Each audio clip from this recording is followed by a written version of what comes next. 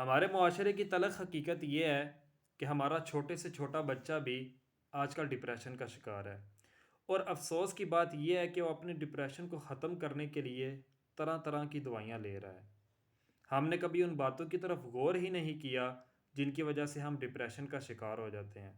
مثلا ہم جب اپنی تھاٹس کو ریئلٹی سے بلیف کی طرف لے کر جاتے ہیں تو ہم ڈپریشن کا شکار ہو جاتے ہیں۔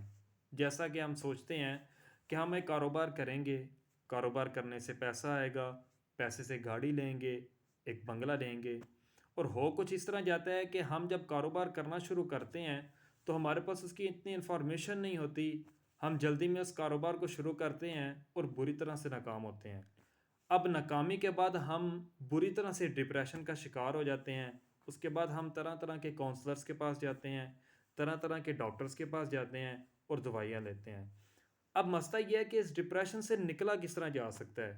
اس ڈپریشن سے نکلنے کا ایک آسان سا فارمولہ یہ ہے کہ آپ اپنے آپ کو یہ سمجھانا ہے کہ جو ہو چکا ہے ٹھیک ہے، آئندہ ایسی کوئی غلطی نہیں ہوگی، اور ہم نے اپنی لائف میں آگے بڑھنا ہے، کیونکہ ہم جب تک اس نقصان کے متعلق سوچتے رہیں گے ہم اپنی زندگی اور اپنے ساتھ اپنے ریلیٹیوز کی زندگی بھی تباہ کر دیں گے۔ تو ہمیں سب سے زیادہ اپنی سوچ کو بدلنا ہے، کیونکہ کہتے ہیں کہ سوچ بدلے گی تو پاکستان بدلے گا۔ Thank you. اللہ پاک سے دعا ہے کہ اللہ پاک مجھے اور آپ کو بھی اس موذی بیماری ڈپریشن سے بچائے۔ آمین۔ Thank you.